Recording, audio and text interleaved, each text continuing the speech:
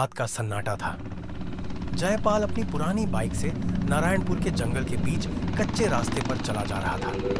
उसके पीछे उसकी साथी रीमा बैठी थी। अचानक रीमा ने पीछे से कहा कि बाइक रोक दे। रीमा ने मुस्कुराते हुए कहा कि पास में बेर का एक पेड़ है जिसके बेर बहुत मीठे हैं। उसने कहा कि क्यों ना कुछ बेर तोड़ ली जाए। जयपाल ने हंसते हुए कहा कि इतनी रात को कौन बेर तोड़ता है। उसने सुझाव दिया कि सुबह आ जाएंगे। रीमा ने ठंडी आवाज में कहा कि सुबह नहीं, अभी। दोनों बाइक से उतरे और जंगल की ओर बढ़े। वे दोनों बेर के पेड़ के पास पहुंचे। मोबाइल की हल्की रोशनी में बेर तोड़ने लगे। जयपाल ने एक बेर खाया और मुस्कुराया, लेकिन अगले ही पल उसकी उंगली में कांटा चुभ गया और खून निकल आया। रीमा ने कहा कि उंगली उसे दिखाए। रीमा ने उंगली अपने हाथों में ली और अचानक खून चूस लिया। जयपाल घबराकर बोला कि क्या हुआ। अचानक रीमा का चेहरा पूरी तरह बदल गया। वह एक भयावह शैतानी बिल्ली में तब्दील हो गई। जयपाल चीखता हुआ पीछे भागा। उसी कच्चे रास्ते पर एक कार गुजर रही थी। हरिराम धीरे धीरे जंगल के भीतर बढ़े। चारों ओर सन्नाटा था। तभी झाड़ियों के पीछे से एक भयंकर गुर्राहट सुनाई दी। वह पेड़ के पीछे छिपकर झांकने लगे। रीमा जयपाल पर झपटी और उसकी गर्दन में दांत गड़ा दी। हरिराम ने यह सब अपनी आंखों से देखा और उनका दिल जैसे थम गया। हरिराम के मन में बस एक ही ख्याल था, उन्हें यहां से निकलना होगा। बिना पीछे देखे उन्होंने एक्सेलरेटर दबाया और पूरी रफ्तार से नारायणपुर के जंगल से निकल पड़े। हरिराम के चेहरे पर डर साफ था। रात का सन्नाटा अब और गहरा लगता था। कुछ ही दूर चले थे कि कार अचानक बंद हो गई। इंजन बार बार ऑन करने पर भी नहीं चला। हरिराम ने मोबाइल निकाला और कांपते हाथों से अपने दोस्त रघुनाथ ठाकुर को कॉल लगाया। बोले कि कार उनके बंगले के बाहर बंद पड़ी है और मदद चाहिए। कुछ ही मिनटों में हवेली का दरवाजा खुला। सामने खड़े थे रघुनाथ ठाकुर। उन्होंने मुस्कुराते हुए हरिराम को अंदर बुलाया। दोनों सोफे पर बैठे। हंसते हुए रघुनाथ ने पूछा कि आज उनके दरवाजे का रास्ता आखिर कैसे याद आया।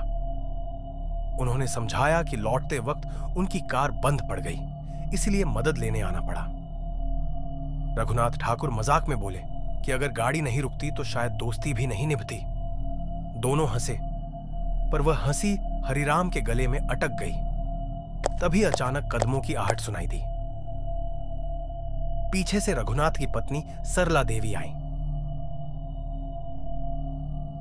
तीनों के बीच हल्की फुल्की बातें शुरू हो गईं।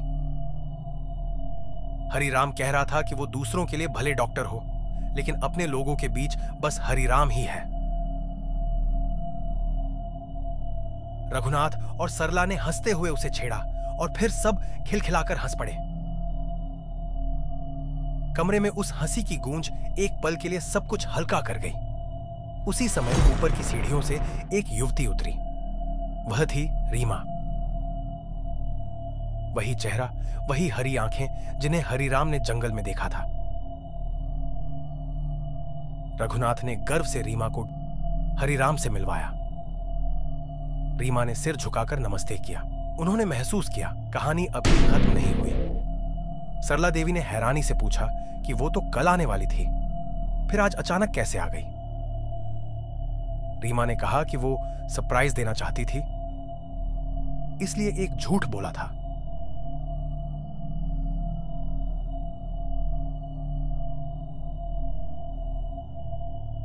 कुछ देर बाद जब रीमा कमरे से गई, हरिराम ने धीमे स्वर में रघुनाथ से पूछा कि यह लड़की कौन है? क्या यह वही रीमा है जिसे बरसों पहले मार दिया था? रघुनाथ का चेहरा एक पल को सख्त हो गया। उनके आवाज में दर्द था। उनसे वो पाप नहीं हो पाया।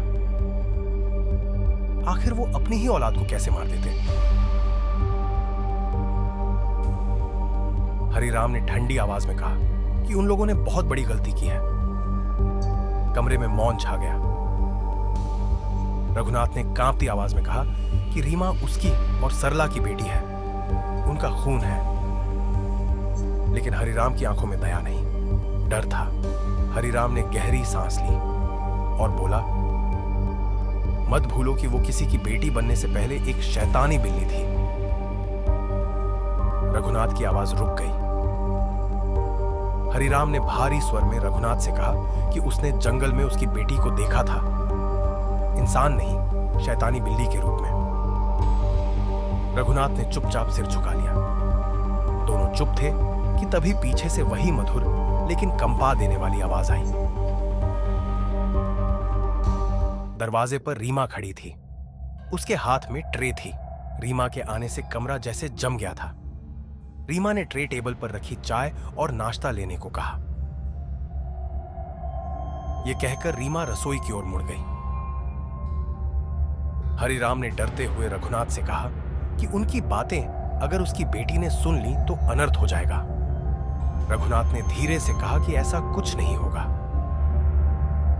घबराहट से कांपती आवाज में हरिराम ने कहा कि अब उसे वहां से जाना चाहिए, पर इससे पहले कि वो उठते,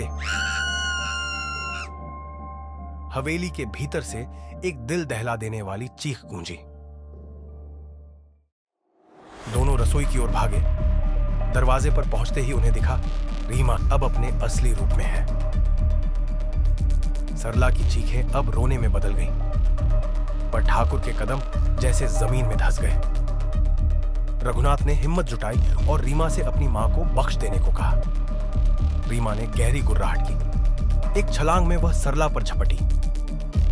वो आगे बढ़े, मगर देर हो चुकी थी।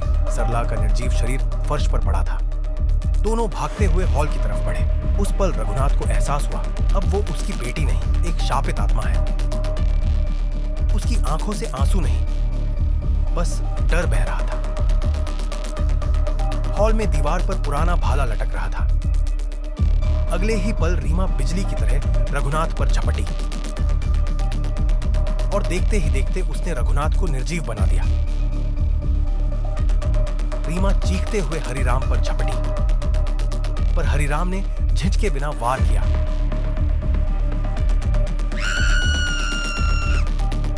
और एक भयानक चीख के साथ रीमा भस्म हो गई।